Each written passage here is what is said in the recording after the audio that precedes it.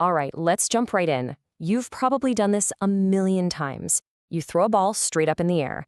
But have you ever stopped to really think about it? Does it come back down and hit your hand at the exact same speed you threw it with? It feels like a super simple question, right? But the real-world answer, well, that's where things get really cool. Today, we're going to tackle this classic physics puzzle and see how just one little dose of reality changes everything.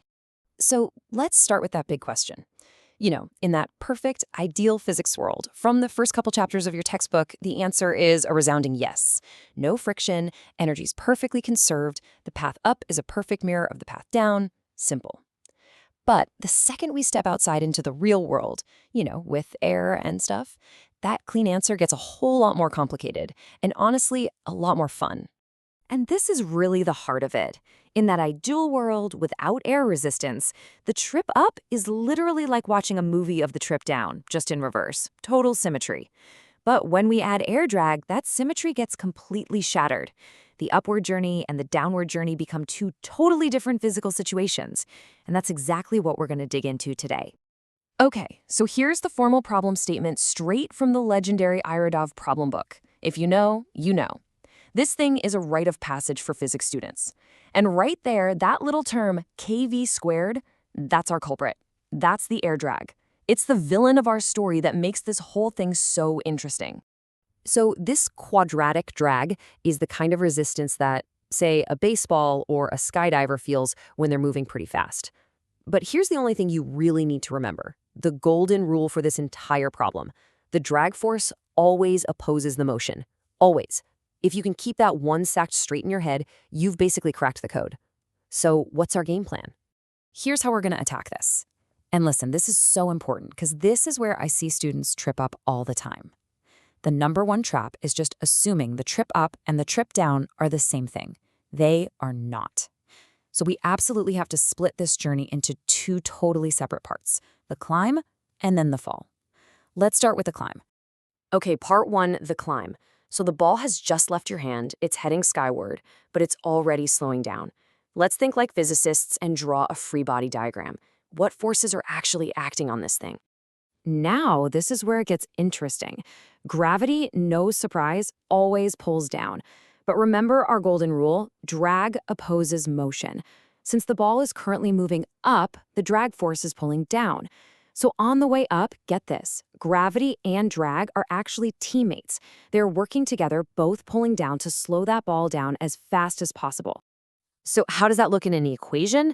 Well, here's Newton's second law for the ascent. The net force is just the sum of the forces. If we say up is the positive direction, then gravity is negative, and the drag force is also negative. They're both fighting that initial upward velocity. This one equation right here tells the entire story of the trip to the top. Okay, so how high does it actually go? To figure that out, we need a little bit of calculus. Now, don't sweat the details of the integration itself. The big idea is what's important. We use this equation to basically add up all the tiny little bits of height it gains as it slows down. This gives us a formula for the total maximum height, h. And trust me, that h is going to be the hero of our story in just a minute. All right, let's flip to the second half of the story, the fall. The ball has hit its peak, it stops for just a split second, and then it starts coming down. The whole situation has changed. And this right here is the reason for the asymmetry. Check it out. Gravity, of course, still pulls down, but now the ball is moving downward. So what does drag do? It flips. It now pushes up, always fighting the motion. All of a sudden, these two forces are enemies. Gravity is trying to speed the ball up, and drag is hitting the brakes. The team that was working together on the way up is now in a total tug of war. So look at the equation now. It's totally different. If we make down the positive direction for this leg of the trip, gravity is positive, but that drag force is now negative. It's a brand new equation of motion. That simple sign change is the mathematical proof, right there, that the trip up and the trip down are not the same at all. So we've done the hard work. We've analyzed the trip up and the trip down separately.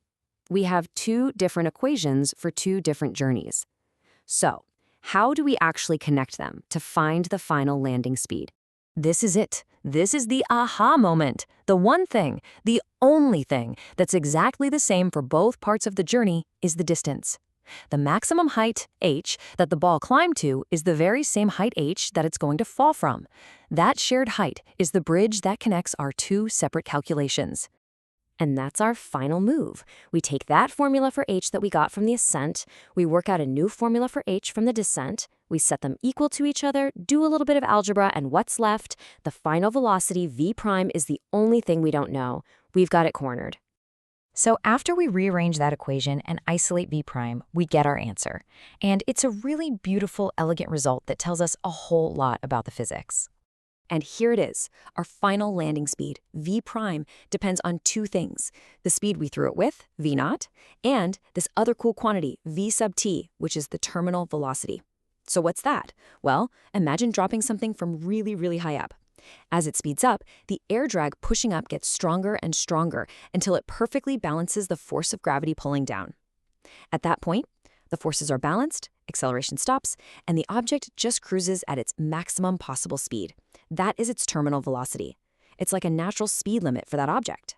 But here's the real punchline, the answer to our original question. If you look at this formula, it doesn't matter what numbers you plug in. The landing speed, v prime, is always going to be less than the launch speed, v naught. Always. And why is that? It's because air drag is constantly stealing energy from the ball, on the way up and on the way down, and turning it into a tiny bit of heat. So let's wrap up the big ideas here. Air drag kills the symmetry. That's rule number one. Because of that, you absolutely have to treat the ascent and descent as two separate problems. The reason why is that the drag force literally flips direction halfway through. Your secret weapon to solve it is using the maximum height as the link between the two parts. And the final real-world result? You always land slower than you launch. So, the next time you're working through a problem, just remember that the real world is almost always messier and, frankly, way more interesting than our perfect models. Just a tiny bit of friction or a little air resistance can turn a simple exercise into a genuinely deep puzzle. It makes you wonder, what other hidden complexities are just waiting for us to find them? Thanks for joining me.